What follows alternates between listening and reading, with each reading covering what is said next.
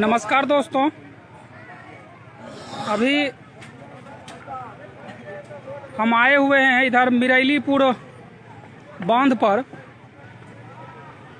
अंदर जाने का इच्छा तो था, लेकिन नाव की सुविधा नहीं है, इसीलिए अंदर नहीं जा सकते हैं। अभी हमारी टीम को जानकारी मिली थी कि बलिया जो है हमारे डीएम साहब, जिला के पदाधिकारी, जिला अधिकारी महोदय आए हुए थे। जैसा कि आप भी जानते हैं कि लगातार डीएम साहब का दौरा यह लगातार जारी है। आज से नहीं, हमको लगता है कि 2-3 महीने से डीएम साहब का दौरा चल रहा है। पानी आने की संभावना नहीं था, उस समय से डीएम साहब का दौरा चल रहा है। डीएम साहब ही नहीं बल्कि ऑल अधिकारी का दौरा पूरे एकदम बाढ़ क्षेत्र में इतना दौरा किए हैं, इतना रनिंग किए हैं, जो शायद हमको लगता है पूरे दियारा क्षेत्र के लोग संतुष्ट हो गए कि अधिकारी आते हैं। लेकिन अब उनका जो ये दौरा करने का सपना था वो आज पूरा हो रहा है, क्योंकि उनको मालूम था तब जब तक बाढ़ नहीं आएगी तब तक हमारा मनोकामना कैसे पूर्ण होगा। लगातार रनिंग करने के बावजूद भी आज दियारा क्षेत्र में पानी की क्या स्थिति बनी हुई है ये आप से छुपा हुआ नहीं है, ये आप भी जानते हैं। अविनाश भाई कुछ वक्तव्य दें। पानी दिखाई साइड से।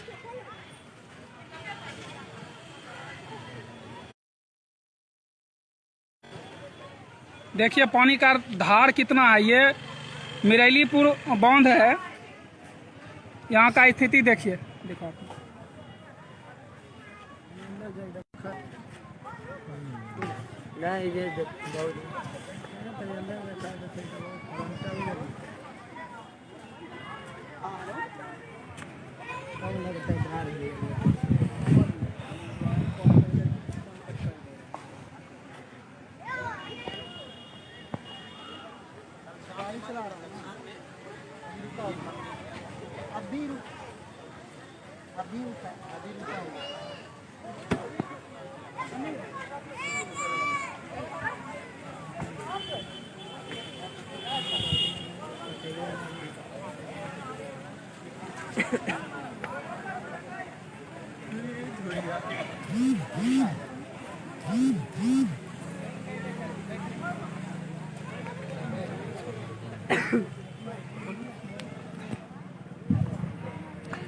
देख लिए पानी की स्थिति। ये बांध के किनारे पर का सीन है और इसके अंदर भी इससे ज्यादा भयावह स्थिति बनी हुई है। दियारा क्षेत्र के लोग किस हाल में रह रहे हैं ये आप लोग शायद कल्पना नहीं कर सकते हैं कि वो किस परिस्थिति में वहां पर रह रहे हैं। रहने के लिए अभी उनके पास थोड़ा सा भी ऐसा जमीन खाली नहीं बचा हुआ है जहां पर कि वो गुजर बस कर सकते हैं। लेकिन अधिकारी के तरफ से अभी तक व्यवस्था के नाम पर सिर्फ और सिर्फ ढिंढोरा पीटा जा रहा है। हमारे जिला अधिकारी महोदय दौरा पे दौरा कर रहे हैं, लेकिन सिर्फ वो पब्लिक को दिखाने के लिए, ऊपर अधिकारी को जो है वो सिर्फ अपना कॉलम पूरा करने के लिए कि हम बाढ़ प्रभावित क्षेत्र का दौरा कर रहे हैं, लेकिन अभी तक सुविधा के नाम पर उनको कुछ नहीं दिया गया है। क्या अविनाश भाई सही कहा ना कि सुविधा के नाम पर कुछ नहीं दिया जा रहा है। जनप्रतिनिधि से लेकर पदाधिकारी तक जो भी आ रहे हैं निरीक्षण करने, सभी बांध पर से ही लौट जाते हैं। अगर निरीक्षण करना है बाढ़ का, तो बाढ़ का निरीक्षण करने का मतलब है आप वहाँ जाके देखिए पब्लिक का क्या समस्या, अंदर में कैसे गुजर बसर लोग करें। आप आते हैं और बांध पे फोटो खिंचा के चले जाते हैं। अंदर क्या समस्या, उनको क्या चीज़ का ज़रूरत है, ये आपको यहाँ बांध पर से दिखाई नहीं देगा। आप एक बार अंदर जाइए और अंदर में जाके देखिए लोगों को क्या चीज़ का ज़रूरत है। लोगों को लोग किस चीज़ के बगैर अभी परेशान हैं। विधायक जी भी आए हैं और वो भी बांध पर से ही लौट गए। डीएम साहब आए, वो भी बांध पर से लौट गए। और जो भी पदाधिकारी अंदर जा रहे हैं वो भी सिर्फ निरीक्षण करके आ रहे हैं, ना ही अभी उस अंदर में पन्नी प्लास्टिक जो सबसे भी ज़रूरत है, चाहे बारिश के कारण जो भी स्कूल के छत पर या अपने छत पर चले गए हैं, उनको बारिश से बचने के लिए या धूप से बचने के लिए प्लास्टिक का ज़रूरत सबसे पहले था, लेकिन अभी तक प्लास्टिक का वितरण नहीं हुआ। लाइट कटी हुई है बाढ़ के कारण, लोग अंधेरे में रह रहे हैं। और बाढ़ के साथ साथ दिरा क्षेत्र है, जिसके वजह से जंगल भी बहुत ज़्यादा है, सांप कीड़ा का डर है। उसके बाद भी वहाँ अभी तक नहीं मोमबत्ती या कोई भी वैसा चीज़ का व्यवस्था नहीं किया गया जिससे लाइट वहाँ रह सके। और जब लाइट और पन्नी ही नहीं पहुँचा है तो और लोग को क्या ज़रूरत होगा। सबसे मुख्य ज़रूरत यही दोनों है जो कि अभी तक पहुँचा नहीं है। और आज भी डीएम साहब सिर्फ आश्वासन दे के ही गए हैं, कुछ बांटे नहीं या कुछ घोषणा नहीं किए। सिर्फ बोले हैं कि पंचायत स्तर पर हम रसोईया चालू करवाएंगे पंचायत स्तर पर, लेकिन पंचायत स्तर पर संभव है? आपको अभी जल स्तर दिखा दिए हैं, जल स्तर का क्या स्थिति बना हुआ है। और इतना पानी में पंचायत स्तर पर अगर बनाता है तो एक पंचायत में उतना दूरी से खाना लेकर लोग आना, खाना खा के जाना संभव नहीं है। जबकि 9 गो ही दिया गया है, 2 नाव पर एक पूरे पंचायत का लोग, वही 2 नाव पर 1-2 पंचायत को जोड़ा गया है 2 नाव से, और 2-3 पंचायत को 2 नाव से रसोईया भवन तक पहुंचा के खाना खिलाना संभव है। अब डीएम साहब कहां से सोचते हैं, ये हम लोग के समझ से बाहर। जैसा कि हमारे स्टूडेंट लीडर अविनाश भाई बता रहे थे कि पंचायत स्तर पर जो किचन का सुविधा दिया गया है, मैं एक चीज़ मैं पानी की स्थिति देखकर ये बता सकता हूँ, साफ तौर पे मैं बता सकता हूँ कि पंचायत स्तर पर आप कहते हैं कि हम सामुदायिक किचन चलाएंगे, लेकिन क्या जहाँ पे पानी भरा हुआ है, पूर्ण रूप से पानी भरा हुआ है, क्या उस जगह पर पंचायत स्तर पर आप खाना खिलाने की बात कर रहे हैं? क्या उस जगह पर पब्लिक पहुंच पाएगी वहां पर खाना खाने के लिए? मैं मानता हूं कि सीनियर सिटीजन के जो लोग हैं वो जिस जगह पर आप खाना बनाइएगा वहां पर पहुंच जाएंगे खाने के लिए, लेकिन जो छोटे बच्चे बाढ़ में फंसे हुए हैं उनका क्या होगा? कब तक उनकी माँ, उसके पिताजी, उसके घर के लोग उसका ख्याल रखेंगे? अगर वो डूबते हैं तो उसका जिम्मेवार कौन होगा?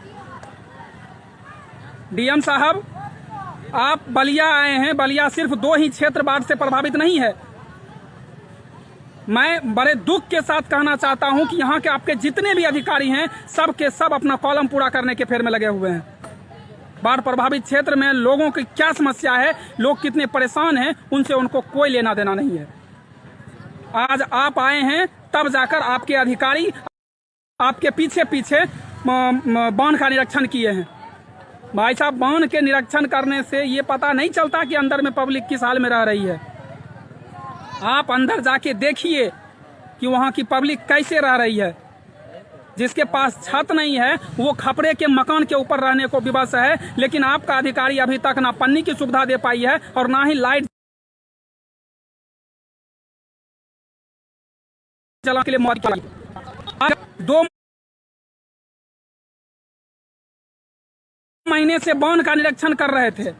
हम पूछना चाहते हैं कि अगर बांध का निरीक्षण इतने दिनों से चल रही है तो फिर बांध में छेद कैसे हुआ? आपके अधिकारी क्या कर रहे थे? बांध पर सिर्फ आप गाड़ी में घूमने के लिए चले थे या फिर बांध को देखने चले थे कि वहां बांध कहां पर डैमेज है?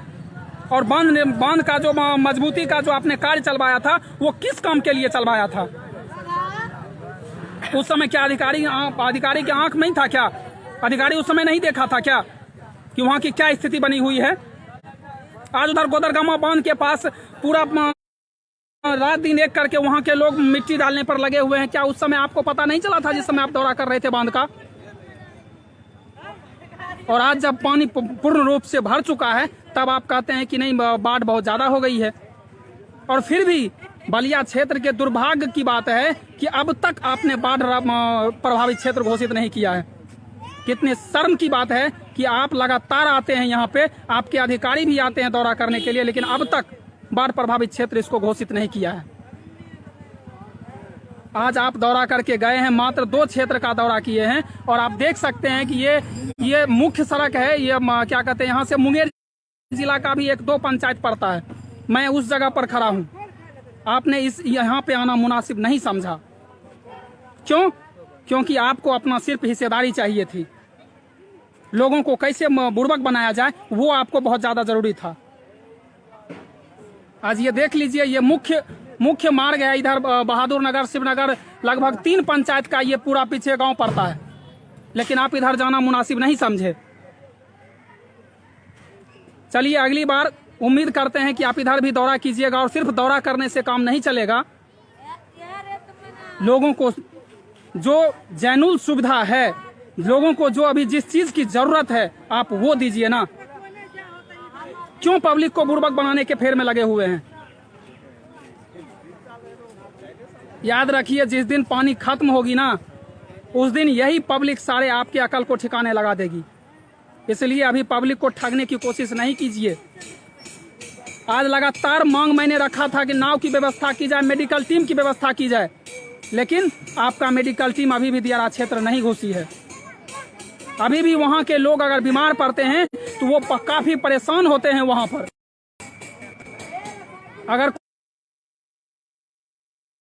कोई गंभीर बीमारी से जूझ जाए तो वो बलिया मार्केट अस्पताल लाने का इंतजार नहीं कर पाएंगे। ये स्थिति बनी हुई है।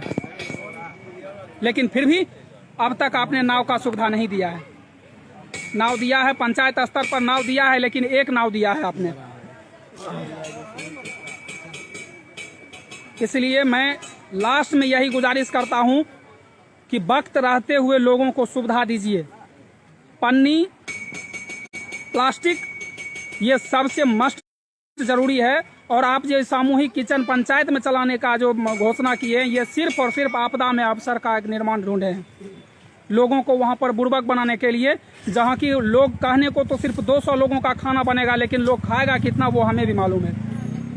सिर्फ आप लूटने के लिए खाना वहां पर बनवा रहे हैं। इसीलिए सूखा राशन का व्यवस्था कीजिए। चलिए दोस्तों, बहुत बहुत धन्यवाद। देखते हैं बलिया के भ्रष्ट अधिकारी का कान कब तक खुलता है, और अगर नहीं खुला तो फिर हमारी टीम और हम पूर्ण रूप से इसके कान के नीचे लगाने के लिए तैयार हैं।